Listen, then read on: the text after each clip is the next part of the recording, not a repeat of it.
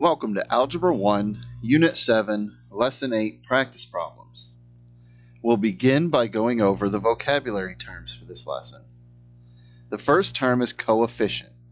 In an algebraic expression, the coefficient of a variable is the constant the variable is multiplied by.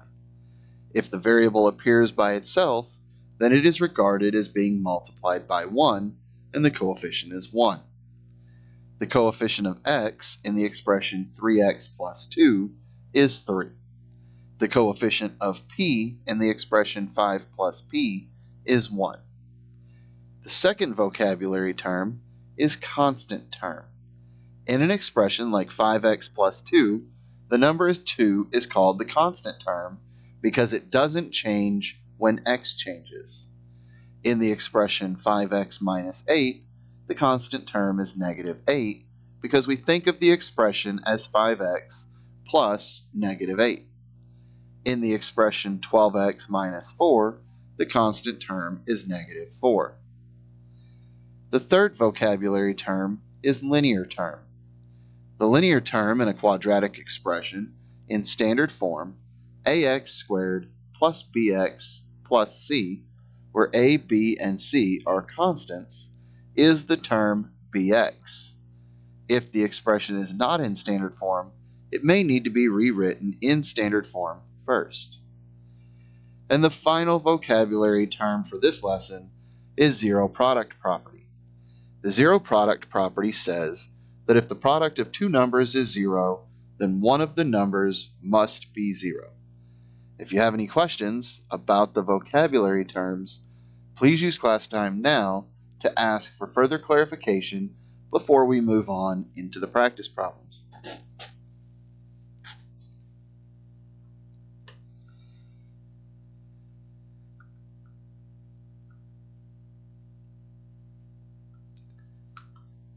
The first practice problem.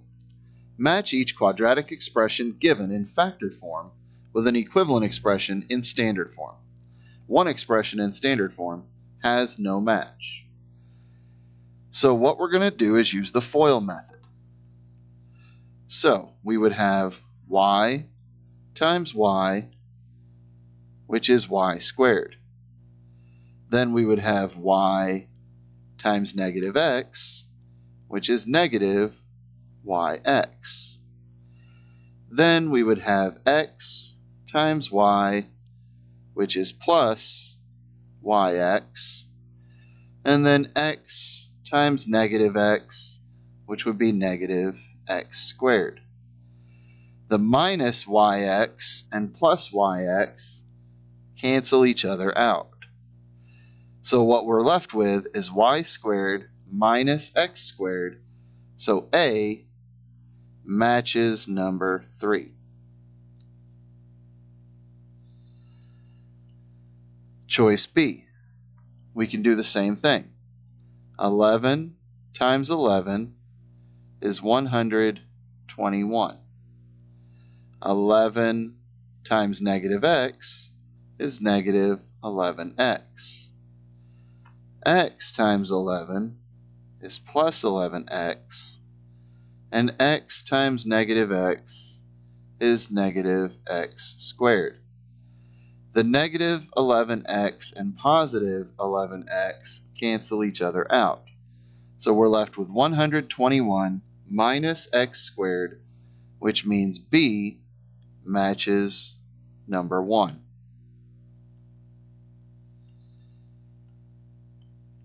Choice C.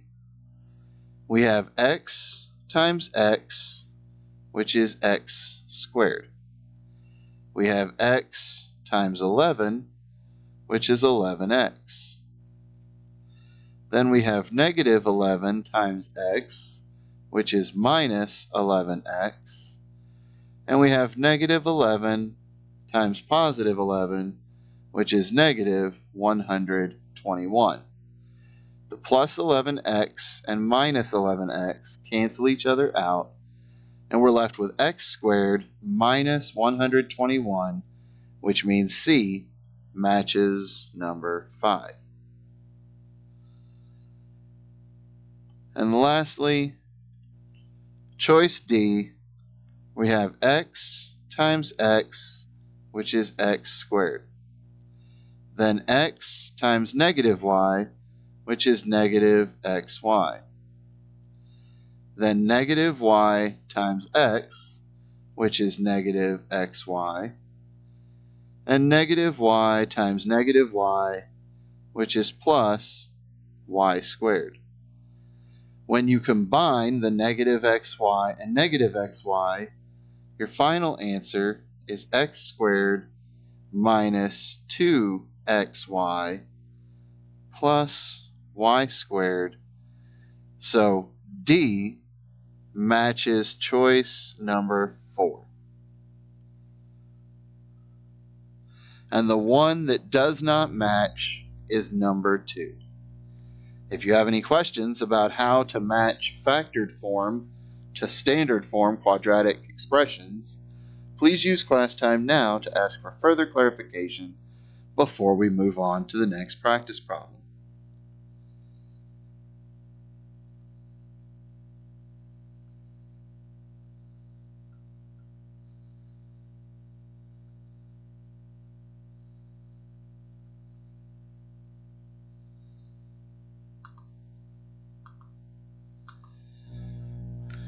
Next practice problem. Both x minus 3 times x plus 3 and 3 minus x times 3 plus x contain a sum and a difference and have only 3 and x in each factor. If each expression is rewritten in standard form, will the two expressions be the same? Explain or show your reasoning. So we're going to go ahead and we're going to multiply these factors together using FOIL. So on our first example here, we have x times x, which is x squared. Then we have x times 3, which is 3x. Then negative 3 times x, which is negative 3x.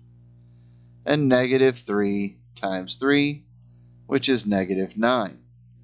The positive 3x and negative 3x cancel each other out, and our final answer is x squared minus 9. Now we can look at the other one. We have 3 times 3, which is 9. 3 times x, which is 3x.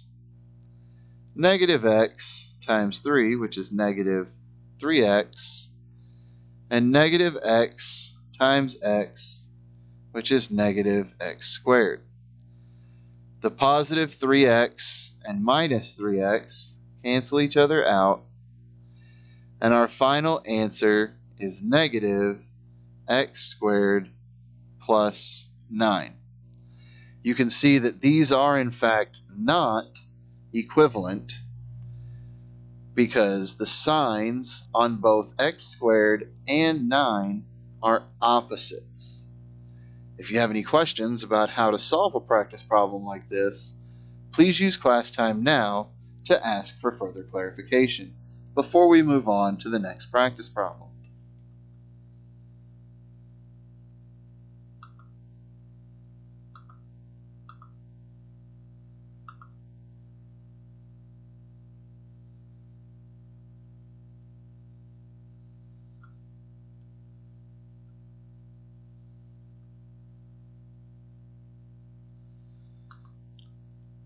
Next practice problem.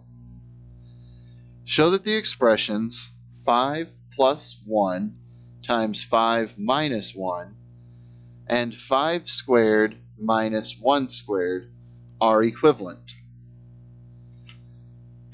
So for number 1, we're going to use the FOIL method. 5 times 5 is 5 squared. 5 times 1, or negative 1, is minus 5.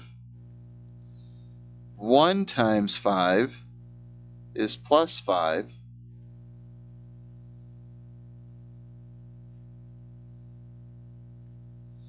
And 1 times negative 1 is negative 1 squared.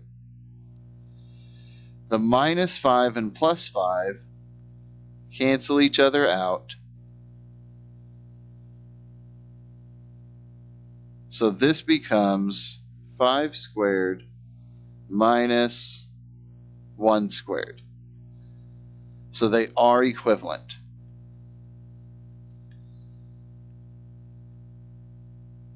Number 2.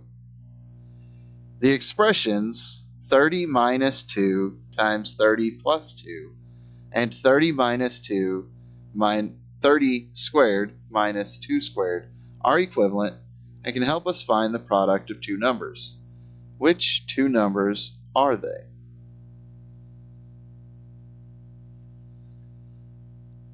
So, if we are looking for the product of two numbers, we're looking for which two numbers are being multiplied. Well, 30 minus 2 equals 28, and 30 plus 2 equals 32, so the numbers are 28 and 32.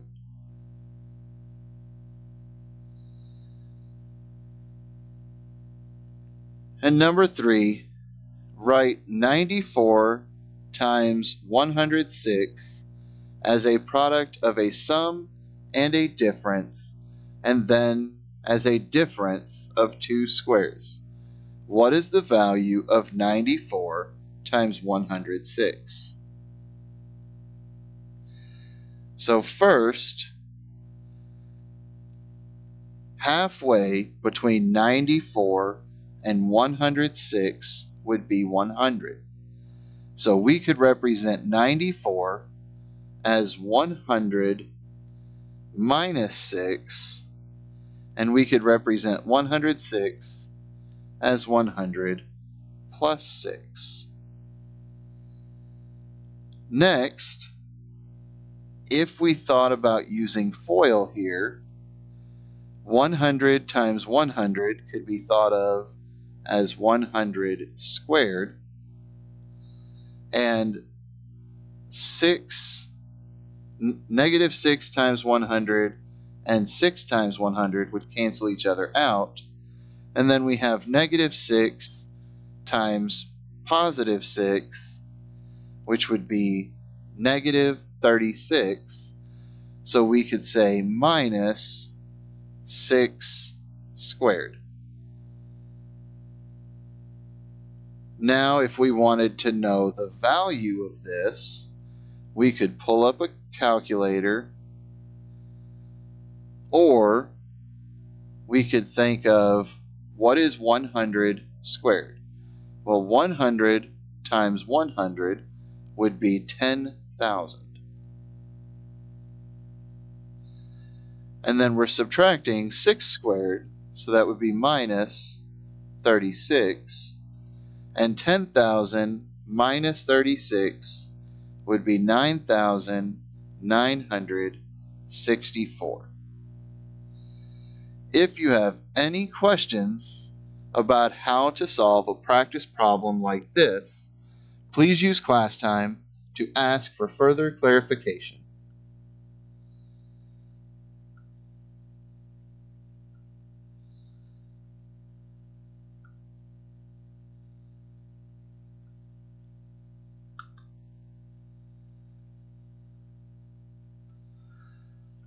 And our last practice problem, write each expression in factored form.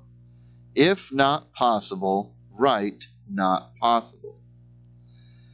So number 1, x squared minus 144 can be thought of as x plus 12 times x minus 12, because the positive 12x and the negative 12x would cancel each other out, and 12 times negative 12 would be negative 144.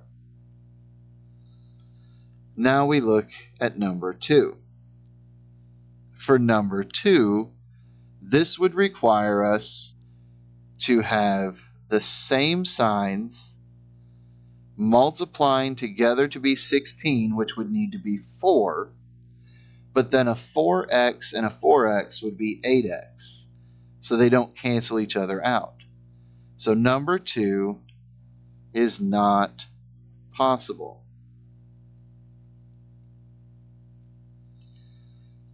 Number 3. Here we're going to have a negative x squared plus 25. So what we could do is that we could have a negative x and we could have a positive x to get us the negative x squared. And to get a positive 25, we're going to need a plus 5 and a plus 5. So here we would have negative x squared, negative 5x plus 5x canceling each other out, and the 5 times the 5 getting us the 25. Number 4. We've got b squared minus a squared. We're going to need these signs to be opposites of each other so that the middle AB term cancels out. So we could have b plus a times b minus a. Now we would have b squared. We would have negative ab and plus ab cancel each other out, and then we would have negative a squared. So this would be number 4 in factored form. And finally, number 5, we've got 100 plus y squared. We would need to have y, and then we would have to have plus 10 and plus 10 to equal 100, but then that would leave us a 20y. And since we don't have that 20y, this one is not possible.